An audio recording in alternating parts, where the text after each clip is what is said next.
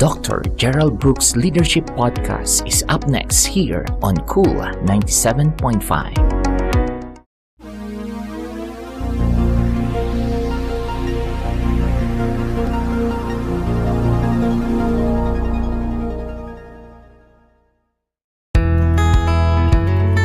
In partnership with Raul Quaresma Ministries and Cool 97.5, we gladly present to you Dr. Gerald Brooks' Leadership Podcast for pastors, leaders, and church workers who are involved in God's ministry every Wednesday from 12 to 12:30 high noon, only here on Cool 97.5.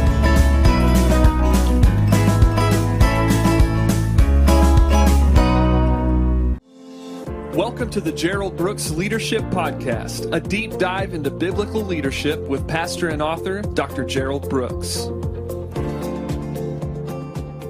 Hi, this is Gerald Brooks. Thank you so much for joining me for today's podcast.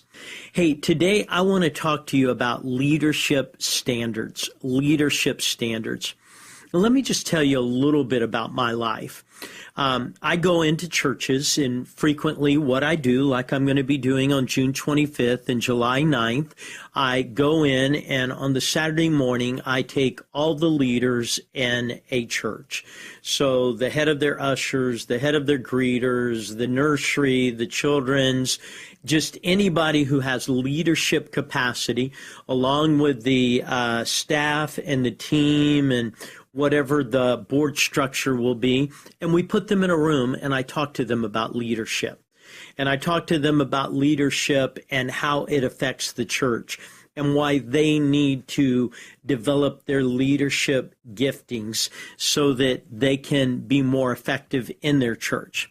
And one of the things that has become clear to me is that there are some misconceptions about leadership standards. And that's what I want to talk to you about, just leadership standards. So let me give you number one. As a leader, the greater the consequences are, the higher the standards that are required of you. So let me go back and revisit that. If you are a leader, then you have an effect on that organization. The consequences of your actions and your attitudes play out in that organization. So the greater the possible consequences of your attitude and actions as a leader, the higher the standards are that are required of you. Jesus put it this way: to whom much is given, much is required.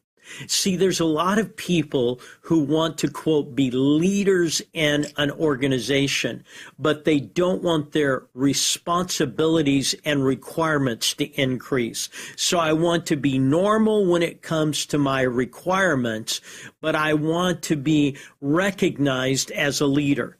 Those two cannot happen. See, as a leader, when you have greater consequences because of your attitudes and actions, the higher the standards are for you. So the nature of leadership is the standards required of a leader is different than the person who just walks in and just sits down in your organization. Just the average person who just comes through the door. So I need you to get it. If you use that term leader in any capacity to describe who you are and what you do in your church or in your organization, then that means that the consequences of your actions are greater on that organization. Therefore, the standards required of you are higher. Now, let me just say this. The higher you lead, the higher the standards. The longer you lead, the more intense the standards. I've had the privilege of leading for 44 years.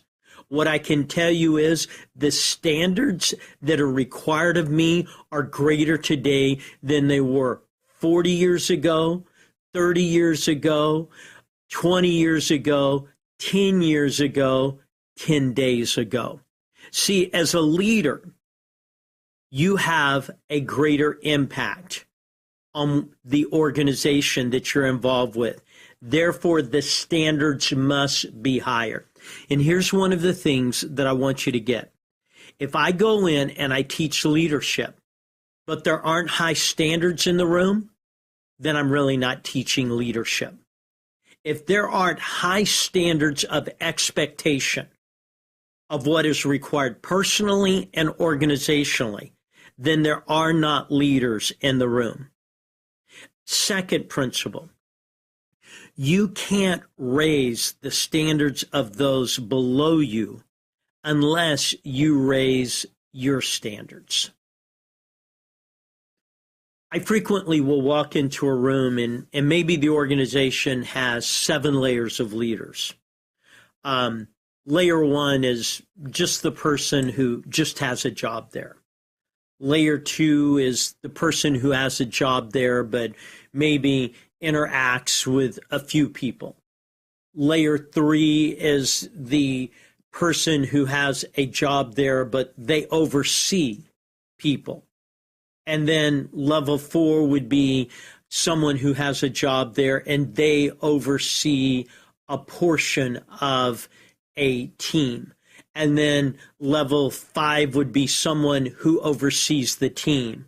And then level 6 would be someone who oversees a whole wing of whatever the organization is. And then level 7, those that oversee the organization. Here's the thing. You can't raise the standards below you if you're not raising your own standards. You just can't. It doesn't happen.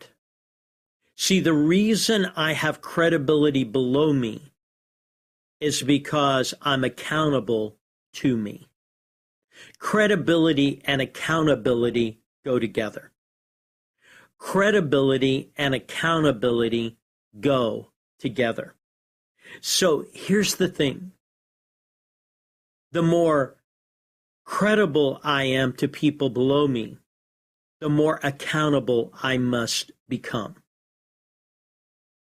So let's say that I have 15 janitors in an organization, and I want to raise their standards of expectation of what we're looking at, that I want to get them beyond, hey, that's not my job.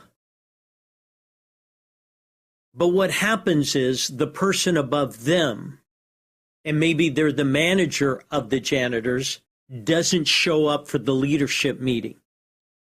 But these other 15 janitors show up and they hear leadership being taught and they begin to have an expectation. But then they come back to the office and the person above them that wasn't in the leadership meeting wasn't there to hear those expectations. And they're saying, hey, we need to do this, we need to do that. And the person above them says, well, I'm not sure about that. See, that person above them, by not being in the leadership meeting and raising their own standards, has killed the possibility of the people that they manage raising their standards. And I see it all the time when I go in and I teach leadership that key leaders aren't in the leadership meeting. Somehow these key leaders have the idea that they don't have to be there, that it's not for them.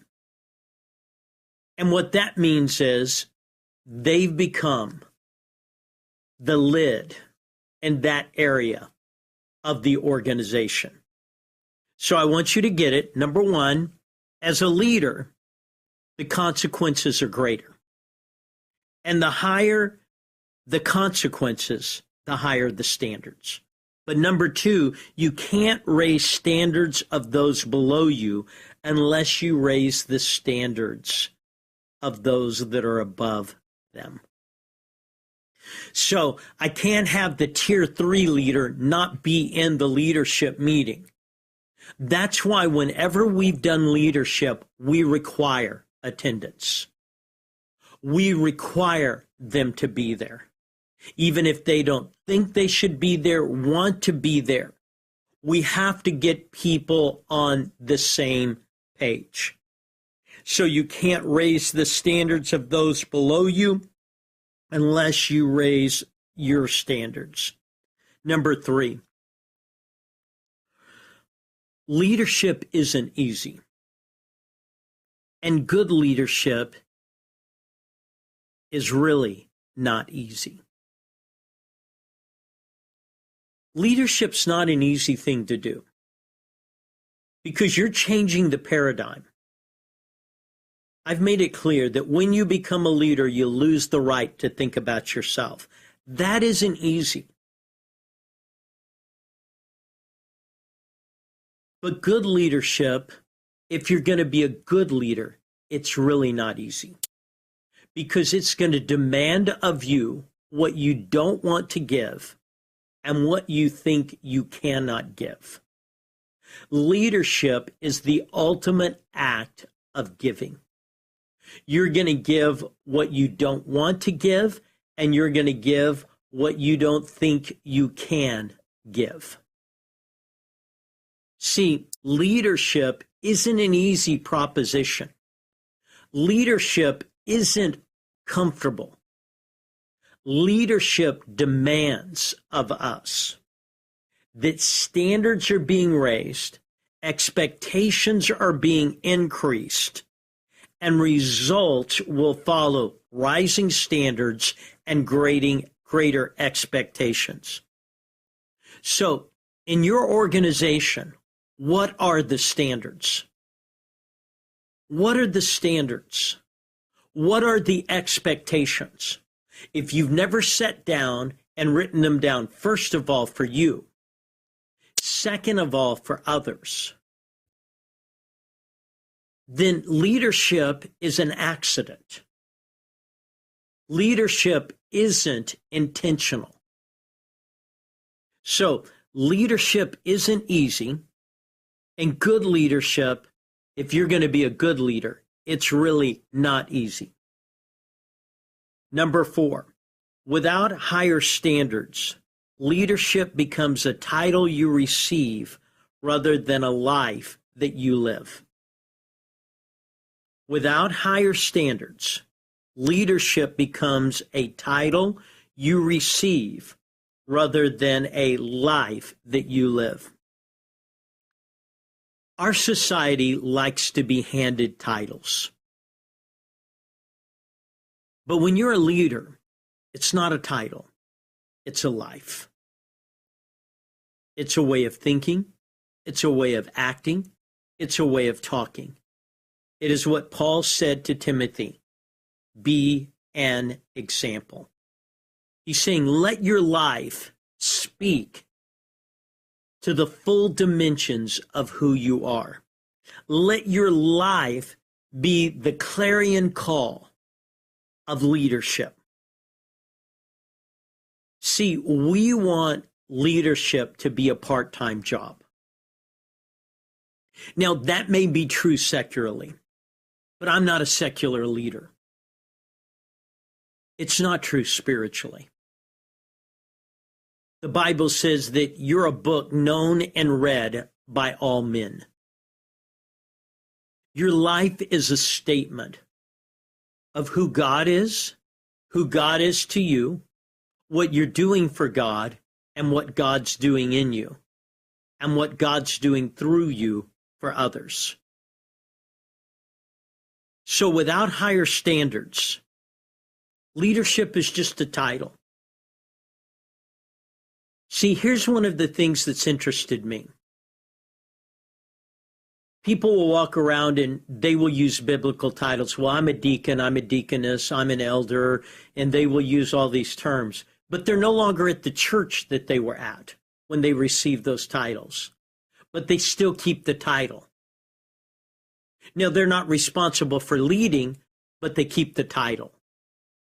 You don't get the title without the life. If your life doesn't announce the title, then you announcing the title doesn't matter. So, without higher standards of leadership, leadership is nothing more than a word, rather than a life that is demonstrating the essence of who God is in you, working through you. Number 5, if the standards aren't high, all you will have below you is low-level leaders. You show me the standards of leadership, and I will show you the level of leader that you can produce. See, if the standards aren't high, if they're not uncomfortable, and if they aren't demanding, then all you're going to produce is low-level leaders. And most organizations do not grow because all they have are low-level leaders. I've made this statement in past lessons. Most people just want workers and people that do a task. But if you're going to have a multiplying organization, you have to raise up leaders.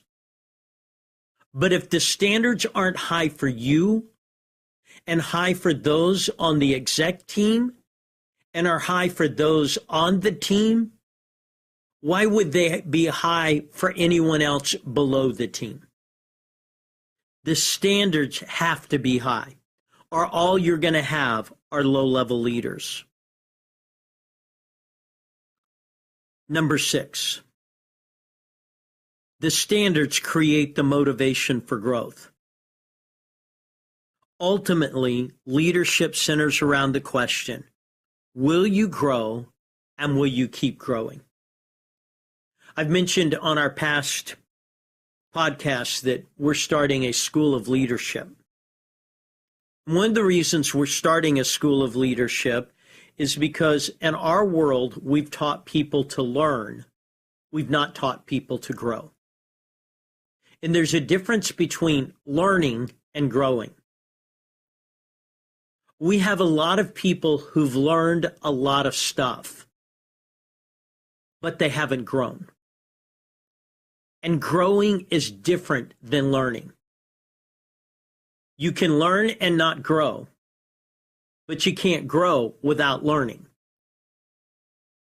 But they're not interactive together unless there is a standard that makes them interact. So collecting information isn't enough. You have to be able to understand that just because you've learned something doesn't mean that you've grown effectively in that area. But the standards, if they're up here, they require and motivate you to grow. Every day, you grow. One of my mentors I was having dinner with recently, and I looked at him and asked him a series of questions. And as I asked these series of questions and the answers came back, I asked him this question: why are you different? And his response was this: I love to grow.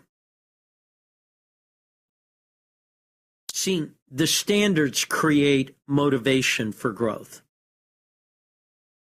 And ultimately, leadership is, will you grow and will you keep growing? Number 7, God's standards for growing are holistic. They require that you grow in multiple areas all at the same time. One of the things that I've marveled at about secular leadership is how myopic it is. How when it comes to secular leadership, they applaud you if you can grow the bottom line at the expense of any other line in your life. But the thing about God's standards of growth is they require you to grow as an individual, in your marriage, in your family, in your thought life, in your verbal life, in your example. See, I don't get to succeed in one area and fail in every other area. Secular leadership creates failure in many areas to succeed at one area. But God's leadership says you will succeed in multiple areas. So God's standards are holistic. I don't get to be good at work and be bad at home. I get to be good at work and I get to be good at home. I don't get to have high performance when it comes to my business, but low performance when it comes to my family. God's standards for growing are holistic. They require that you grow in multiple areas. Number 8, the higher you lead and the longer you lead, the higher the standards. I mentioned this at the beginning. I've had the privilege to be in some form of leadership for 44 years. During those 44 years, the standards have increased. What God expects of me and what I expect of me have expanded over the entire 44 years. You don't get to a level or age where you say, I've made the sacrifices, I can now mail it in. You don't get to coast in leadership. You get to grow. You get to expand leadership possibilities, and you get to grow in your leadership gifting, and you get to be better. Number 9, the sad thing is, people often want the title of a leader without the responsibilities of one. And it's so sad that we turn on the news every day and we watch people who should be leading, but they have a title, but they won't accept responsibility. See, responsibility looks like Joshua. As for me and my house, we will. It looks like Paul. Follow me as we follow Christ. So here's the thing. If you're going to be a prolific leader, you've got to understand the essence of leadership standards. As a leader, you create greater consequences. Therefore, you have to have higher standards. You can't raise the standards of those below you unless you raise your standards and the standards above the people you're trying to raise. Leadership isn't easy, and good leadership is really, really hard. And without higher standards, leadership becomes nothing but a title you receive rather than a life that you live. And if standards aren't high, all you will have is low-level leaders. The standards create the motivation for growth. And ultimately, the question of leadership will center. Will you grow and will you keep growing? God's standards for growing are holistic. They require you to grow in multiple areas all at the same time. And the higher you lead and the longer you lead, the higher the standard. Unfortunately, people want the title of leadership without the responsibility. I teach leadership all the time. But what I know is, if there aren't standards in the room, leadership will fail. So the standards may look like simple things. For me, my leaders are required to be in the room when leadership is taught. Secondly, I believe punctuality is a fruit of the Spirit. If you don't value your time, how can you value anyone else's time? Next, if there's not a growth plan, you're not growing. And leadership is about growth. And if I grow you up, that's when you can begin to grow out. and begin to affect others. What are the standards? We have standards when it comes to how we handle the last 4 minutes of our church service. We've created high standards. What are the standards that you've created? Could you articulate them, and would people in the room repeat them? If not, I ask you to go back, figure out the standards for you, the standards for your exec team, the standards for your team, and the standards for all other leaders you relate to. Please go to my webpage, GeraldBrooksMinistries.com, and you can sign up for these. Thank you for listening to the Gerald Brooks Leadership Podcast. If you'd like more information on Dr. Brooks's books, audio, or speaking engagements, please go to GeraldBrooksMinistries.com. Thank you for listening on today's broadcast. Join us again and may